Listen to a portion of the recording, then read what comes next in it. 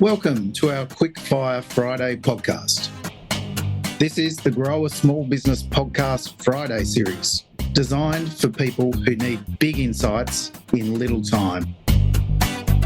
In just 20 minutes each week, with no fluff, just real, proven tactics from people who know their stuff. With your hosts, Mick, AJ, and me, Rob Cameron. Nick, thanks for catching up. Like I say, I think this will be a good one to go through because we do have a lot of listeners to the podcast that are interested in capital raising. And obviously to grow your business, it usually means more people, more clients, and more funding to make it all happen. So welcome. And let me kick it off by getting you to give us a bit of an intro to how do you explain, I guess, who you are and what you do. Yeah. Thanks for having me. So yeah, my name is Nic McGrue, and I'm the founder of the law firm Polymath Legal. At Polymath Legal, we help real estate investors lawfully raise capital so they can generate passive income while creating generational wealth. So essentially what we do is we have a lot of clients that are buying, and now it's kind of expanded a little bit.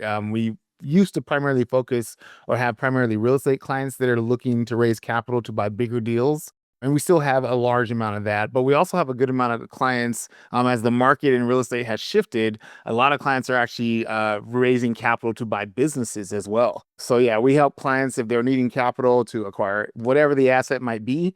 If they don't want to use all their own money and they can't get a loan for all that they need, then they'll get passive investors, and we help them navigate the legal process of that. And then we have lots of partners and vendors that we can help them with for the practical side of it as well. Yeah, fantastic. So tell me, how would you describe the typical client that comes to you or the client that you target? What do they tend to, I guess, come to you for? Like, are they chasing opportunity, or is there a particular pain point that brings them to you? Yeah, we get clients. I mean, they come in various ranges, but there's two ranges of a client that often will come in. So you have one client that says, "Hey, I've got a letter of intent. I'm under contract. I'm acquiring this 10 million or 50 million or $100 million building, and the bank's only going to lend me like 60 or 80% of that, and I've got to Yeah. come up with the rest. And I either don't have the rest of that or don't want to spend it if I do have it."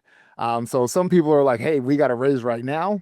And then I get other people that say, "Hey, I'm looking into acquiring assets. I want to expand. Maybe I have a few of my own and want to scale and get into larger assets. And to do that, I'm going to need to raise capital.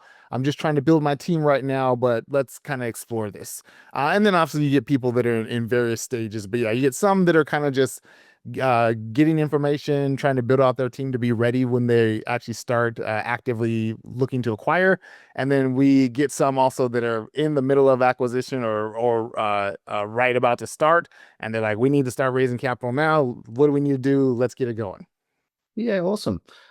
And so what's the process you then take them through? So once they come to you, at a guess, they're probably at all levels of readiness to raise capital. But I mean, is there a general process you tend to step them through? Yeah. So if they have US investors, and oftentimes, even if they have just a US based asset, they're going to fall under US securities laws. If they have other investors, they probably fall under the securities laws of that country. But if there's any sort of US nexus, there often is going to be, we have the Securities and Exchange Commission that's going to be in control of that.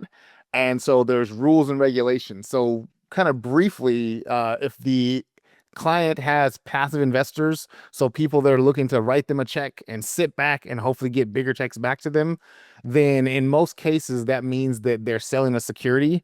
And so they either need to have an exemption from selling the security, or they have to register that. Yeah. Registering is like going public, very expensive, very long process. And particularly with real estate, it often doesn't make sense. And so we help them figure out which exemptions might apply to them. And then ultimately, once we figure out which ones apply, we help them choose which one they're going to use. And then we make sure they have the documentation and other things in place to make sure they're complying with it. Yeah, okay, fantastic. Where do your investors tend to come from? And so I suppose I'm thinking, if someone comes to you with a deal that they're only partly able to debt fund and you're helping them with some more equity, where does that tend to come from?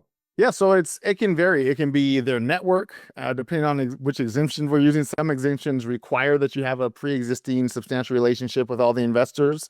Then there's other ones that allow you to just advertise. So it's a mixture. Some people are saying, "Hey, I've got this project. It's a great opportunity, and I want my network to invest, and they also are interested in investing. How can we do that?" Have some people that are mixed and say, "Hey, I have some people in my network that want to invest, but probably not going to be enough capital from just my network, so I need to go outside of that." And then I have some people that say, "Hey, I have a few people in my network, but we're really trying to get, the whales and the big hitters. And so we're going to be, rubbing elbows and meeting folks and networking to meet people to fill this race." So yeah, it gets various combinations of where they come from. But usually there is at least some component, at least a handful of them are within the network, even if it's the situation to where maybe they met them through pitching them to invest, and now they're back for the second or third deal that they're investing into. What do you typically see as some of the, I guess, stumbling blocks that the people working with you will encounter, and how do you help them through that? I mean, I'm guessing there must be a typical 4 or 5 issues that come up that you see regularly. What sort of things do you see in that regard? Yeah, I'd say one of the first big ones is not understanding that it's a security and the things that they have to do to raise that capital lawfully. A lot of people are like, "Oh, well, it's just my family member, it's my sibling, it's my cousin, it's my parents," and that's true. And they say, "I've seen people do this before. I've heard about this person," and I say, "Yeah, I get that they're your family member, and we hope that everything goes well. And I get that you've seen other people do this and not follow what I'm saying." But that doesn't mean they're doing it right. Now, I always use the story of I'm in LA, so LA, if we can, if there's not traffic, we drive fast, and so I say, I speed at times. Doesn't mean that it's not lawful, or doesn't mean that it's lawful. I just haven't gotten a ticket because nobody's seen it happen. So when you're raising from friends and family, there's less of a likelihood that somebody will see it happen, just because the hope is that the friend or family, before suing or contacting the SEC, would reach out to you and try to work it out with you first. But nonetheless, I have seen scenarios where that was not the case, and so I say, Yeah, listen, right. even if it's your friends and family, we still want to make sure that we're buttoned up. And here's another thing that I tell them. It's one of my jokes that they don't like so much. I'm like, "You're gonna pay me a whole lot of money to draft all these big, long, scary documents that nobody wants to read, and you got to have all your investors sign them. And then our hope is that we do all this and we file them away somewhere and never look at them again." Because if we're looking at them, that means that there's something going on, which we hope nothing is ever going on. But if there is something going on, we're going to be very happy that we had these documents, because it's going to cover us and let us know how to navigate whatever that issue is. So yeah, I'd say the first big one is just not understanding that you're selling a security or what the requirements of that are. And I'd say probably the next big one is just seeing what the requirements of complying with an exemption are. One of the big things is that we're required to give disclosures. And these are slightly different than a publicly traded company, because a publicly traded company, I could go online right now and see how much the CEO makes and see some parts of their budget and salaries of executives and things like that. So there's a lot of required public disclosure for publicly registered companies. For private companies, which is primarily what we deal with, there's not that level of disclosure, definitely not publicly. But those operators are still required to let their investors know certain information, and the SEC requires that. And so we help them create that document. We call it a private placement memorandum, and it's very long. It's like 100+ pages. It's got a lot of legal jargon, all that sort of stuff. I try to make it as simple as we can, but it's a long and a daunting document if you've never looked at it before. Yeah, I can imagine. Yeah, and so a lot of clients, and when they look at it, one of the big things that that document does is it gives risk factors, and that lets the investor or potential investor know that you, the operator, are saying, "Hey, here's some things that could go wrong, and here's how it might affect the deal. And but if you still want to invest, come along and invest." And so a lot of, especially new clients that are raising the first time, they'll, there's lines in there that says, all of your investment is at risk. There's a chance that you could lose 100% of your investment. it's not a good way to sell people to invest with you, which I get. But that's not what this document is for. This document really is for disclosures. And so a lot of clients are like, why the language seems so harsh? Like it says they might lose all their money.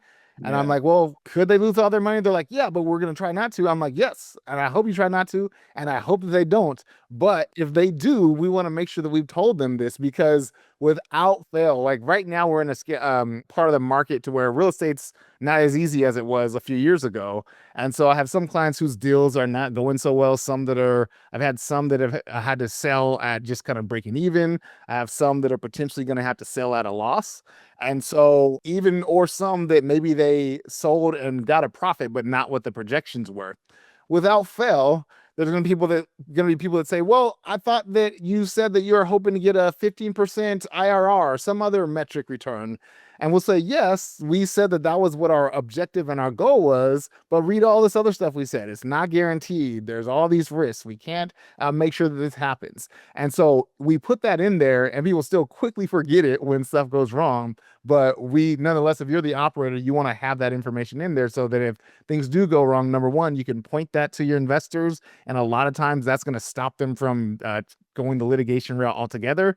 And then two, if you ultimately do have to go and litigate with them, you'll be covered because you have documentation that they've signed off acknowledging that you've told them there's risks, that they know there's risks, and they're willing to proceed forward nonetheless. Yeah, that's so interesting. And is it essentially the same process, invest or raising capital for real estate as it is for other assets? I mean, you touched on sort of businesses before. Is there anything wildly different about the different asset classes that you might want to raise capital for, or is it essentially the same? It's generally the same. I'd say just the timing might be different because with real estate, you often have fairly short timelines. A lot of the mergers and acquisitions I do where we're acquiring or selling businesses, a lot of times, not always, but a lot of times the timeline for that is a bit longer. So common real estate, you might be looking at 60 to 90 days. Usually with business, 90 is kind of like the minimum we're looking at. So you just have a bit more time. But all the stuff that I was talking about exemptions and registering and risk factors, all that's going to be, I mean, the risk factors will be different because they'll be keyed towards the risk of that investment. But all that stuff generally is going to be pretty similar for the most part. And you're primarily US focused. Are you able to help people trying to raise capital in other countries as well? Yes and no. So I wouldn't help them specifically in their country, but if they're raising from US investors or have a US based asset, then it starts touching on US law and I come in that way. So I've done a good amount with Canada, some for Belize and other Caribbean islands, and probably a few other countries. And essentially how we do that is that they'll have counsel in their country that it deals with that country's securities laws.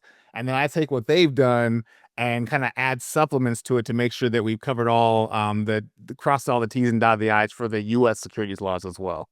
Yeah, yeah, good one. So a lot of the areas we help, I mean, specifically business owners, but I can see it sort of crossing into property as well, is we do a lot of work with our clients on developing a financial model. So, just projecting, for example, how the business might perform financially over sort of a 10-year horizon, and obviously we've got to make reasonable logical assumptions.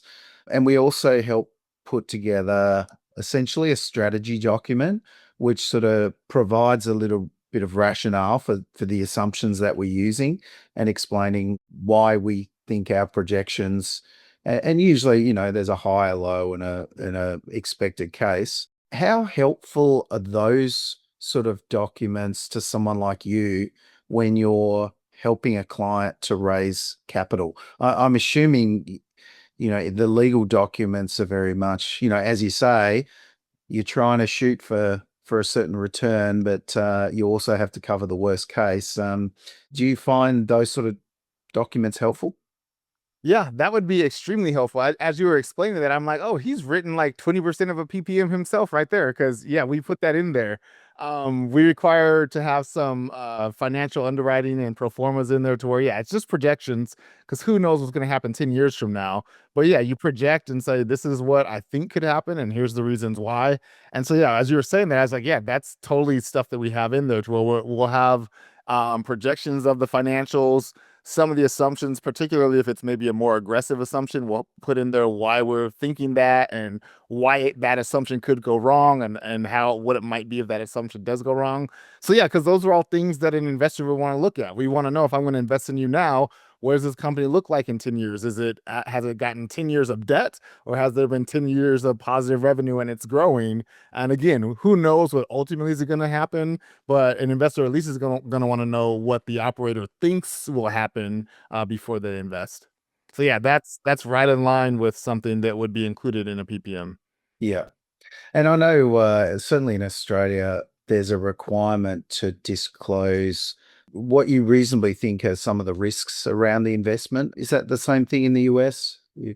Yep, exactly. We disclose the risks, and then depending on what it is, we'll disclose, like the worst case, the best case, and what we think it might be, and the things that would make it worse, best, or middle as well. So again, the point of this document is that, again, they're not disclosing information publicly, so the operator knows all the skeletons that are buried. The operator knows the things that keeps them up at night, like, oh, I really like this deal, but there's that one thing that I'm not so sure about. And so we say, hey, hopefully that one thing goes well, but let the investors know about that one thing as well, so they can decide and knowingly whether they want to take on that risk or not. Want specific advice to help you get your business through its #1 growth challenge? Book a free 20-minute growth chat with me, Troy, the founder of Grow a Small Business. I'll recommend some resources which will help you grow your business with ease so you can live the lifestyle you've signed up for. Go to growasmallbusiness.com and click on Growth Chat. So could you just briefly talk us through a case study or an example and just explain what you've been able to achieve for some of your clients? Yeah. So one of the early clients so we primarily focus on real estate and business capital raising. And so one of the early ones that I did, my first one was actually for a winery. I had a client that we were helping them with their business stuff, and the winery was family owned, and the family wasn't necessarily business savvy. So one of the, I think, grandsons had gotten his MBA. So he's like, I'm taking over, gonna write this ship, and they needed some capital. And so we sold off a little bit of the winery in order to raise capital to redo the villa and other things. And since then, I've seen that winery on magazines and TV shows for weddings and all that sort of stuff. So they're able to really turn around the ship. The second one that I did, actually being in Los Angeles, somebody was like, hey, I've got a movie script. It's going to cost me about $600,000 to make this movie. I want to raise the capital. And so we were able to help them raise the capital that way. And then the client that got me doing it more heavily in real estate is a client and friend of mine. And they had probably like 30 single family units. And they were in one city, but kind of not on the same block, so spread around. And so they were like, this management's just getting to be too much. I've got 30 different units and got to know what's going on with them. It's just a lot to deal with. And I said, yeah, you should, and it is a friend of mine too, as a client and friend. And so at the time I was living in an apartment, there was 25 units. So I was like, yeah, just sell all those and buy my apartment complex and I'll manage it for you, what have you. And so that kind of gave her the idea of like, oh yeah, I should consolidate and just scale into one property. So she comes back like 2 weeks later and is like, yeah, I like your deal of consolidating, but I want to go bigger. And so she had like 120 unit building that she was buying. And so she's like, I need to raise some capital. We've got some money that we can put into this. We don't want to put all of our money into it. Have you heard of this thing called syndication? And I was like, oh yeah, I've done that. I was like, I'm surprised that you know about that. And so with that client, we were able to kind of consolidate her portfolio into that one building that ended up having many more units than what she had. And now that client, that was probably almost 15 years ago, probably 11, or not 15, almost 10 years ago, probably 11 years ago. And now that client probably has amassed 800 units or so, has done over $1 billion in transactions, has acquired, I think her large acquisition was like $130 million unit. So went from, having single family homes that were like 50,000, 80,000 to having 7, 8-figure, 9-figure properties. Yeah, that's awesome. Wow. Yeah. So look, I guess if we had to take away a recommendation from our conversation today and I'll focus on the business owners because that's typically who are listening to this podcast. What would be your recommendation for business owners who are considering raising capital in the next let's say 6 to 12 months? What's a practical thing they should be focusing on right now? All right, I got a couple for you. So, one I'd say get your finances in order, particularly for smaller and medium-sized businesses. I have one myself, and for many years, I basically had QuickBooks, and that was kind of running stuff. And when I realized, got an actual accountant and bookkeeper, I realized how poorly QuickBooks was doing. Obviously, it's still a component we use, but I need somebody who's a pro to go behind that. So, get your books in order, get your financial documentation in place, because that's something that people are going to look at to vet you as a sponsor. Another thing I'd say is to get your network on. Start meeting people, telling them, hey, I have a potential opportunity. I see many opportunities for investment. If you're interested, let's have further conversations so that when that time comes, you're not brand new approaching them. They're like, what do you mean about investment? What types of stuff? You want to start answering those questions that are going to make them say no early on. So that way, when you have the asset, now they're just focused on kind of, is this an asset I want to invest into versus do I want to invest in this private thing? And what is Nic and who is he? What's he about? You want to get all that kind of precursory stuff out of the way so that when you have a deal, because as we mentioned, sometimes you do have to move. So when you have a deal, you want to have those kind of surface questions out of the way so that hopefully they'll be ready to act a bit sooner. And then I'd say the third one is get your team together. If wherever you're at, if there's legal requirements, start vetting legal vendors. You're going to want to have, if you're not financially savvy with accounting, you're going to want to have an accountant and somebody that's good with the numbers and the underwriting. That's one thing a lot of people, you talked about with the financial modeling.